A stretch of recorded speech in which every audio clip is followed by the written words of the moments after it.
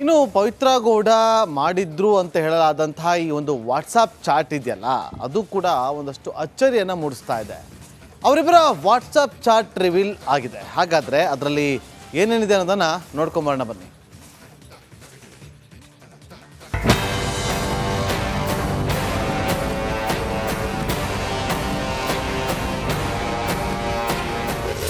Miss you. Love you, Muddu Henti. Without you, I'm zero.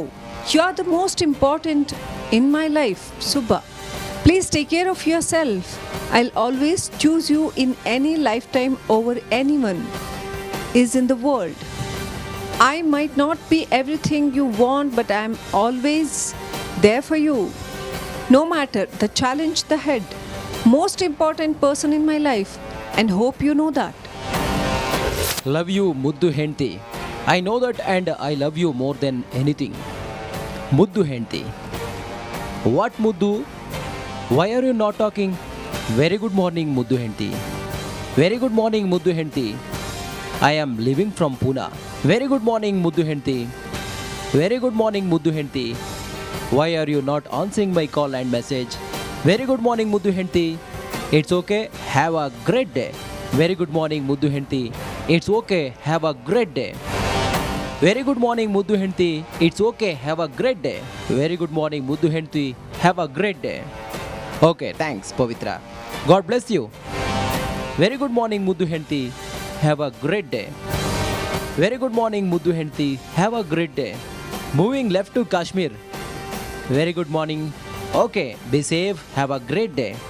Happy journey. God bless you both. Happy anniversary in advance. Darshan phone ನಂಬರನ್ನು block ಮಾಡುತ್ತಾಳೆ. You spoiled my life. This is how you treat your wife. You are great.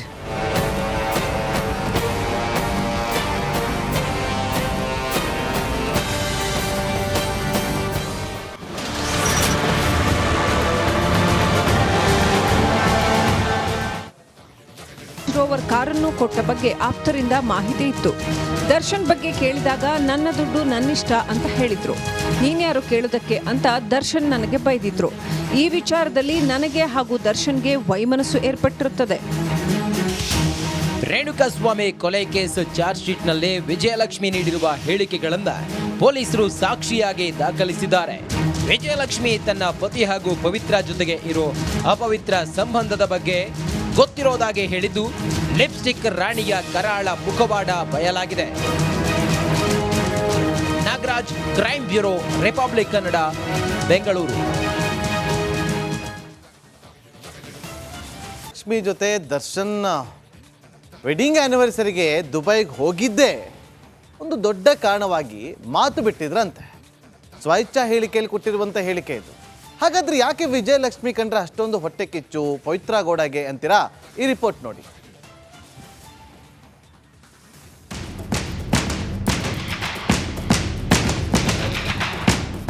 ಹಠ, ಎಲ್ಲದಕ್ಕೂ ಹೊಟ್ಟೆ ಉರಿ, ಕಿರಿಕಿರಿ ಅಂದ್ರೆ ಅಷ್ಟಿಷ್ಟಲ್ಲ. ಇದು ಪವಿತ್ರ ಗೌಡಾಳ ಮತ್ತೊಂದು ಮುಖ. ದರ್ಶನ್ ಪತ್ನಿ ವಿಜಯಲಕ್ಷ್ಮಿ ಜೊತೆ ಫಾರಿನ್ ಟ್ರಿಪ್ ಹೋದ್ರೂ ಹೊಟ್ಟೆ ಉರಿ, ಹೊಸ ಕಾರ್ ಕೊಡಿಸಿದ್ರು ಹೊಟ್ಟೆ ಉರಿ. ಇದು ದರ್ಶನ್ ಪ್ರೇಯಸಿ ಪವಿತ್ರಾಳ ಅಸಲಿಯತ್ತು.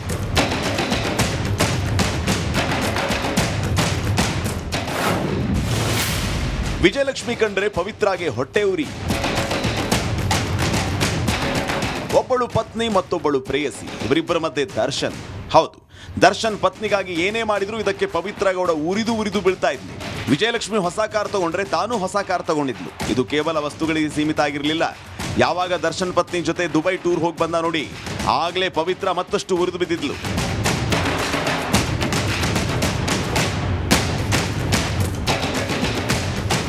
ಅಷ್ಟೇ ಯಾಕೆ, ರಾಜರಾಜೇಶ್ವರಿ ನಗರದಲ್ಲಿರುವ ವಿಜಯಲಕ್ಷ್ಮಿ ನಿವಾಸದ 1.5 ಕಿಲೋಮೀಟರ್ ದೂರದಲ್ಲೇ ಪವಿತ್ರ ಗೌಡ ಕೂಡ ಮನೆ ಖರೀದಿಸಿದ್ಲು. ಅದು ಬರೋಬ್ಬರಿ 1,75 ಲಕ್ಷ ರೂಪಾಯಿಯ ಮನೆ. ಪ್ರೇಯಸಿ ಪವಿತ್ರಾಳಿಗೆ ದರ್ಶನ್ ಈ ಮನೆ ಗಿಫ್ಟ್ ಆಗಿ ನೀಡಿದ್ದ. ಅಷ್ಟಕ್ಕೆ ಸುಮ್ಮನಾಗದ ಪವಿತ್ರ ಕಣ್ಣುರಿ ಮತ್ತಷ್ಟು ಹೆಚ್ಚಾಗತೊಡಗಿತು.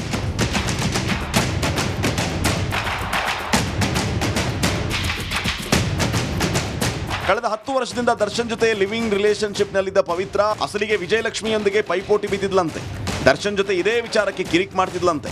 ದರ್ಶನ್ ಪವಿತ್ರಾಗೆ ಹೇಳದೆ ವಿಜಯಲಕ್ಷ್ಮಿ ಜೊತೆ ದುಬೈ ಹೋಗಿದ್ದು ಪವಿತ್ರ ಕಣ್ಣು ಕೆಂಪಾಗಿಸಿತ್ತು. ಅವತ್ತಿನಿಂದ ದರ್ಶನ್ ಜೊತೆ ಜಗಳ ಮಾಡಿಕೊಂಡು ಮಾತಾಡೋದನ್ನು ನಿಲ್ಲಿಸಿದ್ಲು. ಇದೇ ರೇಣುಕಸ್ವಾಮಿ ಕೊಲೆಗೆ ನಾಂದಿಯಾಗಿದೆ ಎನ್ನಲಾಗ್ತಾ ಇದೆ. Bureau report, republic Kannada.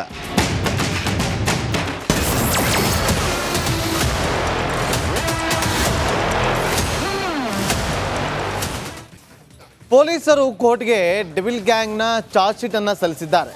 ಪೊರ್ಕಿ gang crime ಶೀಟ್ನಲ್ಲಿ ಅಸಲಿ ಸತ್ಯ ಬಟಾ ಬಯಲಾಗ್ತದೆ. ದರ್ಶನ್ ಪವಿತ್ರಾಳದ್ದು ಲಿವಿಂಗ್ ಇನ್ ರಿಲೇಶನ್ಶಿಪ್ ಅಂತೆ. ಬಲ್ಬಲ್ ಸಿನಿಮಾ ಆಡಿಷನ್ ಅಲ್ಲಿ ದರ್ಶನ್ ಪವಿತ್ರಾಳನ್ನ ಪಟಾಯಿಸ್ಕೊಂಡಿದ್ದಂತೆ. ಇದರ ಕಂಪ್ಲೀಟ್ ರಿಪೋರ್ಟ್ ಇಲ್ಲಿದೆ ನೋಡಿ.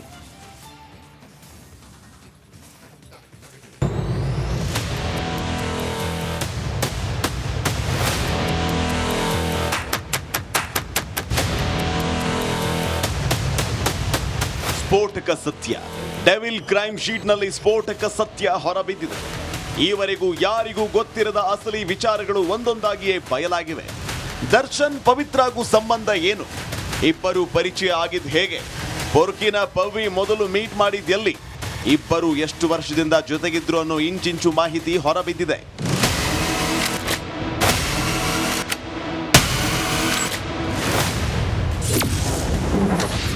ಲಿವಿಂಗ್ ಇನ್ ರಿಲೇಶನ್ಶಿಪ್ನಲ್ಲಿ ಪೊರ್ಕಿ ಪವಿತ್ರ. ಪೊಲೀಸರ ಮುಂದೆ ಕಿಲ್ಲರ್ ಲೇಡಿ ಪವಿತ್ರ ಎಲ್ಲವನ್ನೂ ಬಾಯ್ಬಿಟ್ಟಿದ್ದಾಳೆ. ದರ್ಶನ್ ಜೊತೆ 10 ವರ್ಷದಿಂದ ಲಿವಿಂಗ್ ಇನ್ ರಿಲೇಶನ್ಶಿಪ್ನಲ್ಲಿ ಇರೋದಾಗಿ ಖುದ್ದು ಪವಿತ್ರಾಳೆ ಬಾಯ್ಬಿಟ್ಟಿದ್ದಾಳೆ.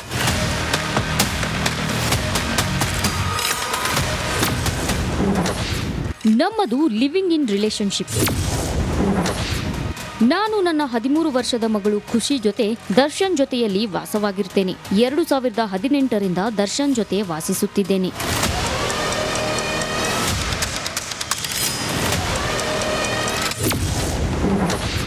ಬುಲ್ಬುಲ್ ಸಿನಿಮಾದಲ್ಲಿ ದರ್ಶನ್ ಪರಿಚಯ.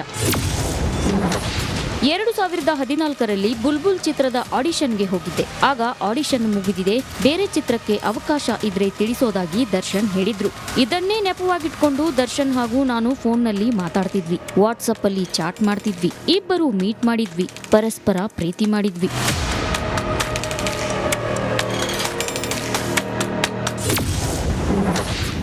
ದರ್ಶನ್ ನನಗಾಗಿ ಮನೆ ಖರೀದಿಸಿದ್ದಾರೆ. ದರ್ಶನ್ ವಿಜಯಲಕ್ಷ್ಮಿ ಜೊತೆ ಮದುವೆಯಾಗಿ ಮಗ ಇರೋದು ನನಗೆ ಗೊತ್ತಿತ್ತು. ನನ್ನ ಮನೆಗೆ ದರ್ಶನ್ ಬರ್ತಿದ್ರು. ನಾವು ಲಾಂಗ್ ಡ್ರೈವ್ ಕೂಡ ಹೋಗ್ತಿದ್ವಿ. 3 ವಾಸವಿರೋಕೆ ಅಂತ ದರ್ಶನ್ ನನ್ನ ಹೆಸರಲ್ಲೇ ಮನೆ ಖರೀದಿಸಿದ್ದಾರೆ. 2018ರಲ್ಲಿ ಗೃಹ ಪ್ರವೇಶ ಮಾಡಿ ಇಬ್ಬರೂ ವಾಸ ಮಾಡುತ್ತಿದ್ದೇವೆ.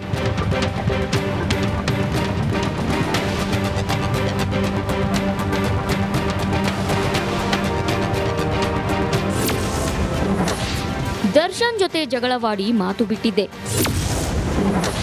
2024ರಲ್ಲಿ ದರ್ಶನ್ ನನಗೆ ತಿಳಿಸದೆ ವಿಜಯಲಕ್ಷ್ಮಿ ಜೊತೆ ದುಬೈಗೆ ಹೋಗಿ ಮದುವೆ ವಾರ್ಷಿಕೋತ್ಸವ ಆಚರಿಸಿಕೊಂಡಿದ್ರು. ಆವತ್ತಿಂದ ನಾನು ದರ್ಶನ್ ಜೊತೆ ಜಗಳ ಮಾಡಿಕೊಂಡು ಮಾತನಾಡೋದನ್ನ ನಿಲ್ಲಿಸಿದ್ದೆ. ಹೀಗಿರುವಾಗಲೇ ಇನ್ಸ್ಟಾಗ್ರಾಂನಲ್ಲಿ ಗೌತಮ್ KS ಅನ್ನೋ ಹೆಸರಲ್ಲಿ ನನಗೆ ಕೆಟ್ಟ ಮೆಸೇಜ್ ಬಂದಿರುತ್ತೆ.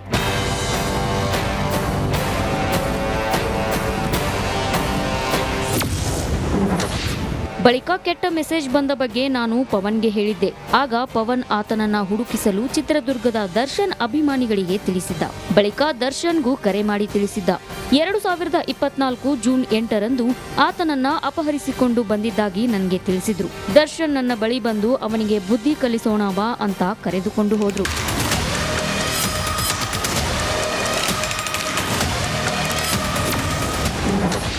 ಬಿಡಬೇಡಿ ಸಾಯಿಸಿ ಅಂತ ಹೇಳಿದ್ದೆ ನಾನು.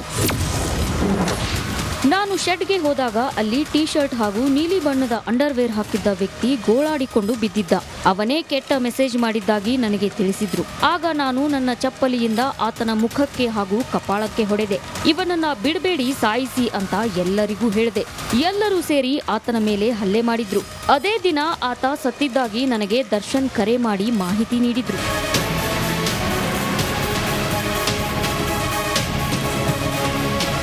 Nagaraj, crime bureau, republic Kannada.